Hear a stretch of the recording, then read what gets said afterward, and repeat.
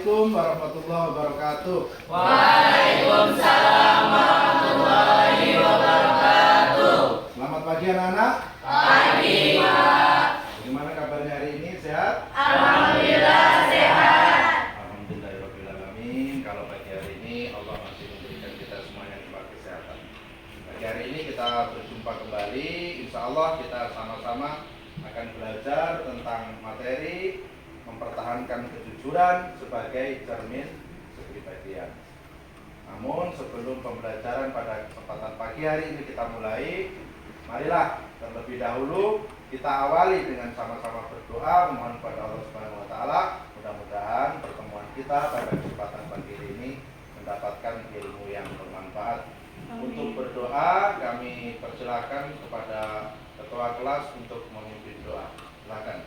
Ista'idun istiadanul kiamat. Bismillahirrahmanirrahim. Alhamdulillahi rabbil alamin. Ar-Rahmanirrahim. Maliki yaumiddin. Iyyaka na'budu wa iyyaka nasta'in. Ihdinas siratal mustaqim. Siratal ladzina an'amta 'alaihim ghairil maghdubi 'alaihim waladdallin. Amin. Bismillahirrahmanirrahim. Raditu billahi rabban wa bil islami dinan wa bil muhammadin nabiyyan wa rasulah. Rabbi zidni ilman warzuqni fahma. Amin ya rabbal alamin. Alhamdulillah kita sudah sama-sama berdoa. Mudah-mudahan sekali lagi pertemuan kita mendapatkan berkah buat kita semuanya. Baik, selanjutnya akan Pak Guru absen. Adi Yoga Pratama hadir. Aiga, Hadir. Hendrik Mai Mustaqim, Hadir. Salsabila, Hadir. Firda. Hadir. Alhamdulillah banyak yang hadir. Untuk teman kalian yang tidak hadir atau sakit, mudah-mudahan diberikan kesembuhan oleh Allah Subhanahu wa taala. Amin. Baik, lanjut pada kesempatan pagi hari ini kita akan membahas bab 3 tentang mempertahankan kejujuran sebagai cermin kepribadian. Untuk anak-anakku semua, ada yang tahu apa itu jujur? Dah. Ada yang tahu? Nanti kita akan sama-sama bahas. Terlebih dahulu kita akan sama-sama perhatikan kompetensi dasar yang akan kita sama-sama lalui. Yang pertama, meyakini bahwa jujur adalah pokok daripada ajaran agama. Itu yang pertama. Yang kedua, menunjukkan perilaku jujur dalam kehidupan sehari-hari. Dan yang ketiga, menganalisis manfaat kejujuran dalam kehidupan sehari-hari. Dan yang terakhir atau yang keempat, menyajikan kaitan antara contoh perilaku jujur dalam kehidupan sehari-hari dengan keimanan. Jadi itu kompetensi dasar yang akan kita lalui bersama-sama. Lanjut, yang selanjutnya ini adalah tujuan daripada pembelajaran yang akan kita sama-sama lewati. Yang pertama, mendiskusikan manfaat kejujuran dalam kehidupan sehari-hari. Yang kedua, menganalisis manfaat kejujuran dalam kehidupan sehari-hari. Yang ketiga, menunjukkan kaitan antara contoh perilaku jujur dalam kehidupan sehari-hari dengan keimanan. Dan yang keempat, menyajikan kaitan antara contoh perilaku jujur dalam kehidupan sehari-hari dengan keimanan. Baik anak-anakku sekalian, untuk mengawali pembelajaran pada pagi hari ini, nanti Pak Guru akan tampilkan video. Video tersebut nanti kalian amati, kalian pahami, kalian analisis kira-kira video yang ditampilkan tadi itu membahas tentang apa, kalian simpulkan, kalian tulis di buku catatan kalian masing-masing. Oke, Pak Guru kasih waktu 5 menit untuk kalian bisa mengambil apa isi pesan daripada video tersebut. Hitungan ketiga dimulai, 1, 2, 3. Baik, anak-anakku sekalian, diskusinya Pak Guru anggap cukup. Untuk selanjutnya Pak Guru minta kalian masing-masing memberikan komentar, memberikan hasil daripada analisis video tadi. Coba siapa yang sudah menemukan hasil? Angkat tangan. Apa? Kita harus menanamkan sifat jujur pada diri kita. Menanamkan sifat jujur pada diri kita. Ada yang lain? Iya, apa? Berpegang teguh pada nasihat orang tua. Berpegang teguh pada nasihat orang tua. Ada yang lain? Ya, apa? Kita tetap berpegang teguh kepada prinsip meskipun dalam keadaan mendesak. Berpegang teguh pada prinsip meskipun dalam keadaan yang mendesak. 3. Baik, ada lagi? Saya Pak Guru. Apa coba, Mbak Siti? Tidak mengambil barang yang bukan milik kita. Tidak mengambil barang yang bukan milik kita. Ada lagi yang lain? Cukup? Jadi kira-kira itu hasil daripada analisis video yang tadi sama-sama kalian saksikan. Coba kalian simpulkan, menurut kalian video tersebut itu membahas tentang apa sih? Membahas tentang kejujuran. Baik, pintar. Applause untuk kalian semuanya. Jadi betul video tadi menjelaskan atau menerangkan tentang kejujuran. Dan kejujuran ini akan menjadi tema yang akan kita bahas pada kesempatan siang hari ini. Baik, selanjutnya kita masuk di definisi atau pengertian jujur. Ada yang tahu pengertian jujur? Ada. Apa? Cerita apa adanya. Cerita apa adanya. Yang laki-laki, ada yang tahu? Tidak ada yang tahu? Mungkin kemarin pada tidur semua ya. Yang lain ada yang tahu? Definisi jujur? Berkata benar. Jadi definisi jujur kalau dalam bahasa Arab, itu disebut dengan sidik atau as-sidqu. Yang maknanya apa? Yang maknanya adalah berkata benar. Benar itu apa? Benar itu sama artinya dengan nyata. Jadi betul tadi yang disampaikan teman kalian, bahwanya jujur itu adalah berkata apa adanya atau sesuatu tersebut terjadi real, tidak direkayasa. Itu pengertian jujur secara bahasa. Terus lanjut yang kedua, pengertian jujur secara istilah. Secara istilah, jujur itu dibagi menjadi 4. Yang pertama, kesesuaian antara ucapan dan perbuatan. Jadi kita ketika mengucapkan sesuatu atau mengatakan sesuatu tersebut adalah real atau nyata, tidak ditambah-tambah. Yang kedua, kesesuaian antara informasi dan kenyataan. Ketika kita menyampaikan informasi, harus sesuai dengan fakta, tidak boleh berkata bohong. Kalau istilah kerennya sekarang adalah hoax. Apa itu hoax? Berarti hoax itu artinya sama aja kita menyebarkan informasi, menyampaikan informasi yang informasi tersebut tidak sesuai dengan kenyataan. Lanjut yang ketiga, ketegasan dan kemantapan hati. Dan yang keempat, jujur dicampuri dengan kedustaan. Jadi itu jujur, definisi jujur secara istilah.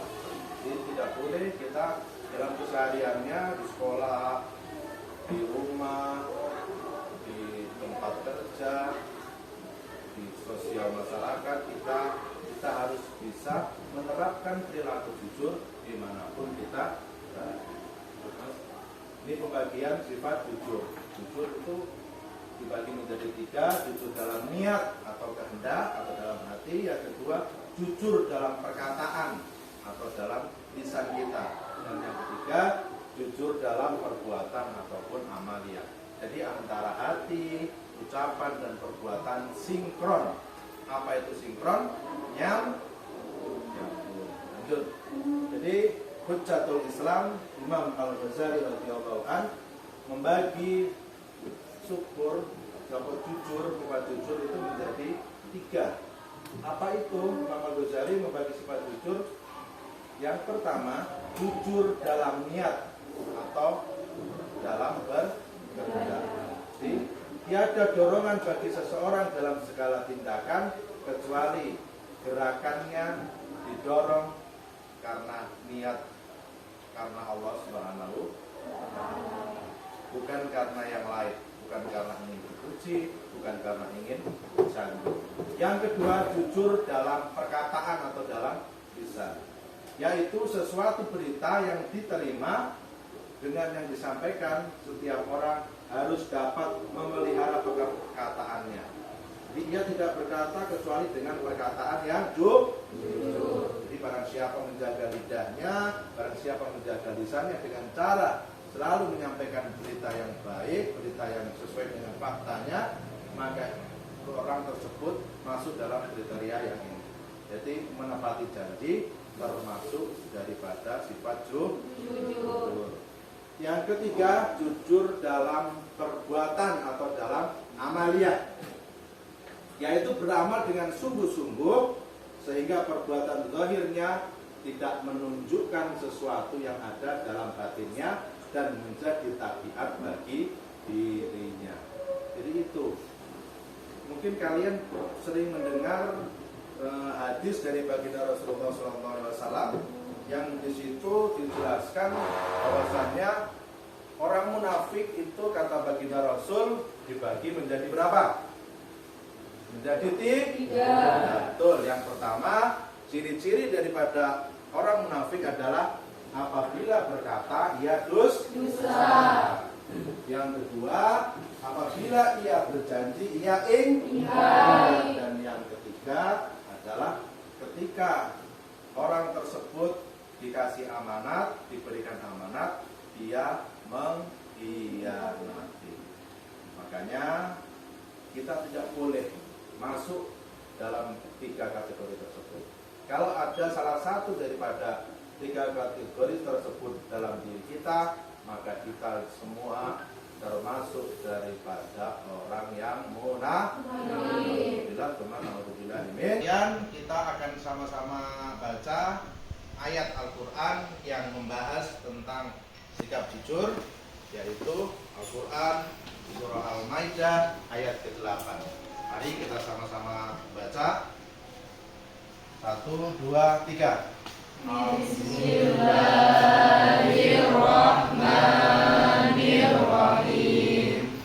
Ya ayyuhalladzina amanu kunu qawwamina lillahi syuhada'a bil qist wa la yajrimannakum shana'anu qaumin ala alla ta'dilu ihdilu huwa aqrabu littaqwa wattaqullah innallaha khabirum bima ta'malun. Yang artinya, wahai orang-orang yang beriman, hendaklah kamu menjadi orang-orang yang selalu menegakkan kebenaran karena Allah, menjadi saksi dengan adil, dan janganlah sekali-kali kebencianmu terhadap suatu kaum mendorong kamu untuk berlaku tidak adil. Berlaku adillah, karena adil itu lebih dekat kepada takwa, dan bertakwalah kepada Allah. Sesungguhnya Allah mengetahui apa yang kamu kerjakan. Surah Al-Maidah ayat 8. Untuk selanjutnya kita akan sama-sama membahas kandungan daripada surah Al-Maidah ayat ke-8. Apa kandungan dari surah Al-Maidah? Yang pertama adalah Allah Subhanahu wa ta'ala memerintahkan kepada orang-orang yang beriman untuk melaksanakan semua aktivitas dengan penuh ketelitian, dengan penuh kejujuran dan keikhlasan hanya karena Allah Subhanahu wa Ta'ala. Baik itu aktivitas mahdoh maupun aktivitas ghairu mahdoh. Yang kedua, ketika seorang muslim menjadi saksi, prinsip yang harus ditegakkan adalah saksi yang adil adalah saksi yang jujur, berani mengatakan hal yang sebenarnya, tidak menambah-nambahi apalagi mereka biasa. Yang ketiga, kebencian terhadap suatu kaum jangan sampai membuat seorang muslim salah dalam bersikap dan juga salah dalam berbuat tidak adil. Sebab dengan berbuat tidak adil mengakibatkan ketidakjujuran atau mengakibatkan kebohongan. Dan isi kandungan surah Al-Maidah ayat 8 yang terakhir adalah umat Islam diperintahkan untuk berlaku adil dalam segala hal. Jadi seperti tadi yang sudah Pak Guru sampaikan, ketika kita berada dimanapun, kapanpun, dalam kondisi apapun, kita harus bisa menerapkan sikap perilaku jujur dalam kehidupan sehari-hari. Anak-anakku sekalian yang Pak Guru banggakan, untuk yang selanjutnya kita akan membaca ayat juga yang terkait dengan sikap perilaku jujur, yaitu Quran surah At-Taubah ayat ke-119. Mari kita sama-sama baca lagi. 1, 2, 3. Bismillahirrahmanirrahim. Ya ayyuhalladzina amanu taqullaha wa kunu ma'as shodiqin. Yang artinya, wahai orang-orang yang beriman, bertakwalah kepada Allah dan hendaklah kamu bersama orang-orang yang benar. Quran surah At-Taubah ayat ke-119. Anak-anakku sekalian yang berbahagia, berikut kita akan menggali tentang apa isi kandungan daripada surah At-Taubah ayat 119. Yang pertama, isi kandungan daripada surah At-Taubah adalah orang yang beriman harus tetap dalam ketakwaan, yaitu menjalankan semua perintah dari Allah Subhanahu wa Ta'ala dan menjauhi semua larangannya. Terbiasa dengan orang-orang yang memiliki komitmen, berintegritas tinggi dan memiliki sikap jujur. Yang selanjutnya, setiap muslim tidak dianjurkan untuk bergaul bersama orang-orang yang tidak memiliki sikap jujur, sebab ketidakjujuran merupakan ciri orang-orang munafik. Dan yang ketiga, berdusta merupakan akhlak yang tercela atau akhlak mazmumah, dan itu semuanya dibenci oleh Allah Subhanahu wa Ta'ala dan juga Rasulnya. Baik anak-anakku sekalian yang Pak Guru banggakan, masih semangat? Masih. Baik, untuk membangkitkan semangat kita pada pagi hari ini, mari kita sama-sama ice breaking dulu ya. Kita tepuk semangat. Oke, Pak Guru hitung. Tepuk semangat. Semangat. Ulangi satu kali lagi. Lebih semangat. 1, 2, 3. Tepuk semangat.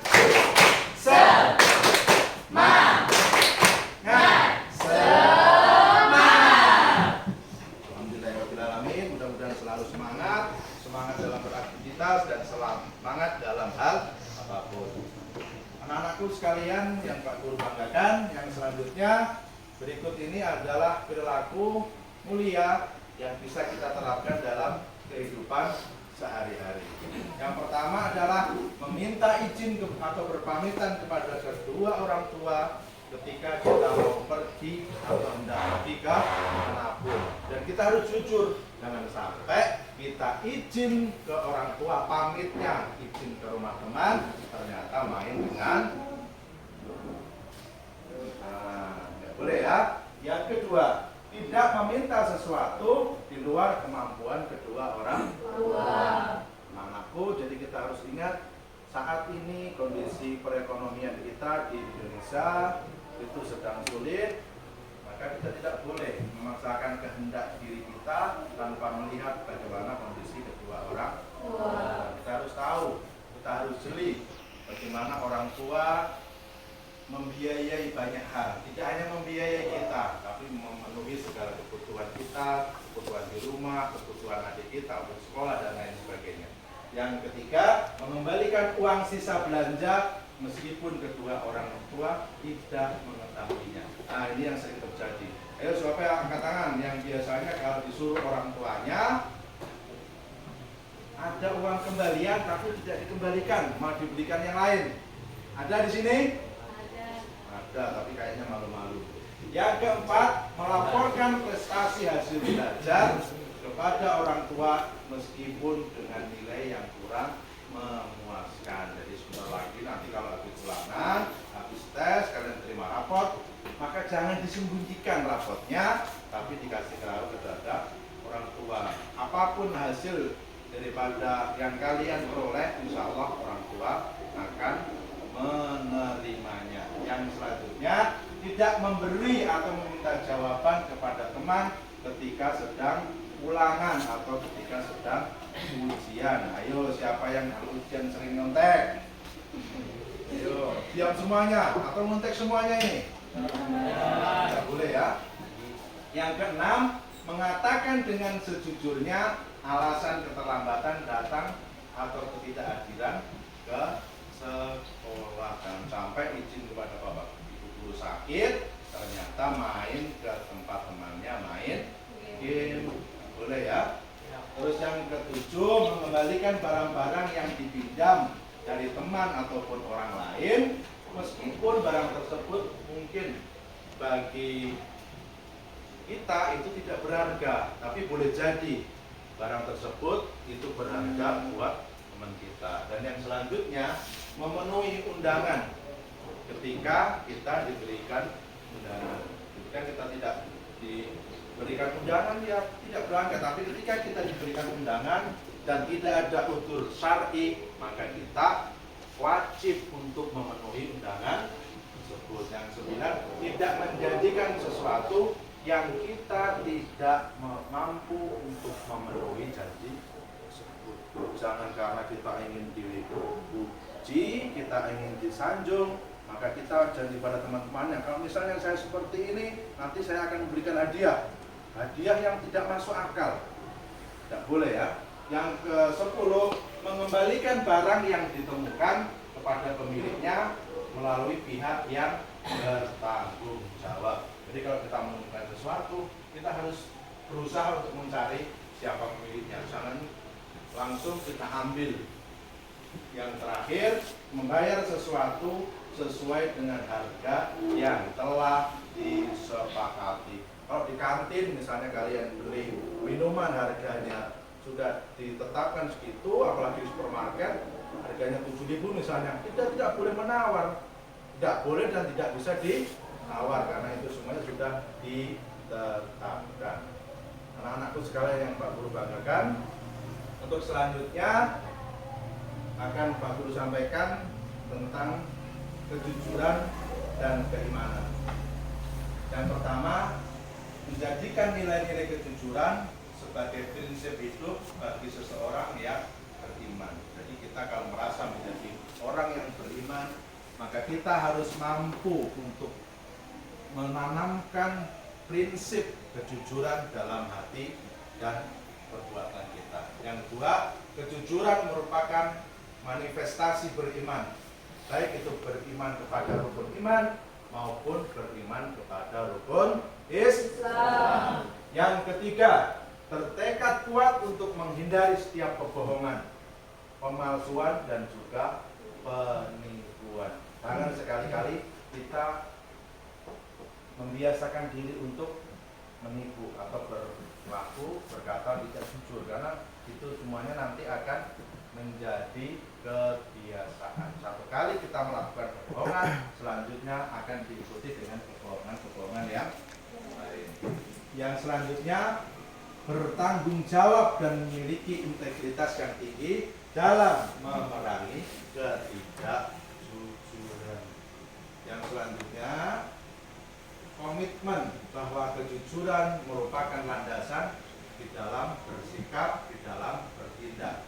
Ketika bergaul dengan teman, ketika bergaul dengan tetangga, dan bergaul dengan seluruh umat manusia. Yang selanjutnya, selalu berusaha untuk meningkatkan kualitas diri, menjadi pribadi, menjadi manusia yang jujur, bertanggung jawab, profesional, dan memiliki perilaku atau memiliki sikap yang mulia. Yang ketujuh, berusaha mencari jalan keluar untuk mengatasi kondisi lingkungan kerja yang terbiasa dengan ketidakjujuran, kebohongan, dan juga kemunafikan. Kalau kita mungkin belum bekerja, ketika kita di sekolah, ketika kita di rumah, di masyarakat, kita memiliki atau melihat orang yang melakukan ketidakjujuran, maka kita harus berusaha untuk bisa mencegahnya. Dan yang terakhir, tidak mudah putus asa dalam melakukan kebenaran, tidak mudah putus asa dalam menegakkan kejujuran dan juga keadilan. Baik anak-anakku sekalian yang berbahagia, yang selanjutnya berikut ini adalah contoh perilaku jujur yang bisa kita terapkan dalam kehidupan kita sehari-hari. Apa itu? Jadi tidak berbohong kepada seseorang, atau kita tidak boleh berbohong kepada siapapun, baik kepada teman, apalagi jujur. Hikmah dari perilaku jujur adalah dicintai oleh Allah dan juga Rasulnya. Yang kedua apa? Perasaan kita itu akan tenang. Perasaan kita itu tidak was-was. Karena apa? Karena kita memiliki sikap jujur, tidak takut akan diketahui kebohongannya, karena kita memang tidak berbohong. Terus yang ketiga apa? Selamat dari azab dan bahaya. Selamat dari azab dan bahaya. Terus yang keempat apa yang laki-laki coba? Mendapatkan keberkahan dari Allah Subhanahu wa Ta'ala. Dan yang terakhir apa? Mendapat kemudahan dalam hidup. Kita akan mendapatkan kemudahan dalam kehidupan kita sehari-hari. Dan mudah-mudahan kita berharap kita pun nanti di akhirat oleh Allah Subhanahu wa Ta'ala akan diberikan kemudahan untuk memasuki surga. Amin ya rabbal alamin. Anak-anakku sekalian yang berbahagia,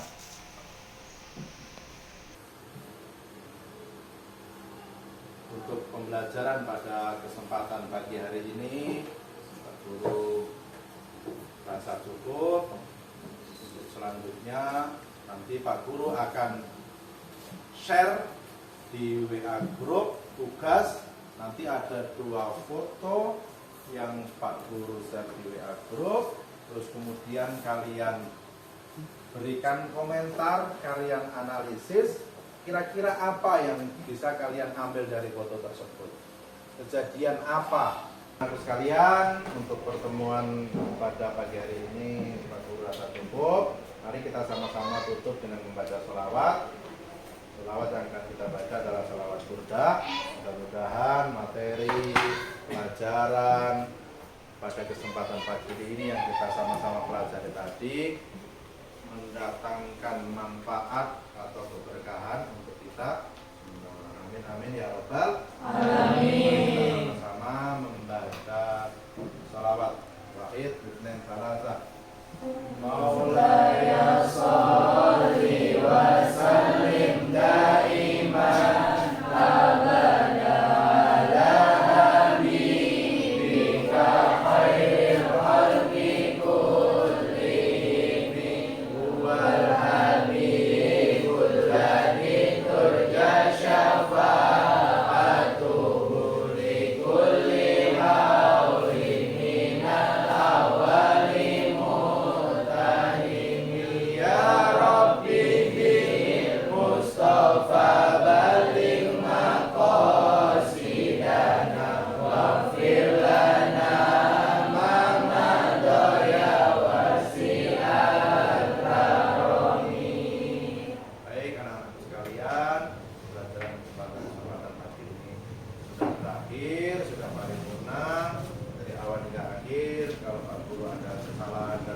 ucapan. Mohon kiranya untuk dimaafkan. Terima kasih. Allahumma fiqlah mantorik. Assalamualaikum warahmatullahi wabarakatuh.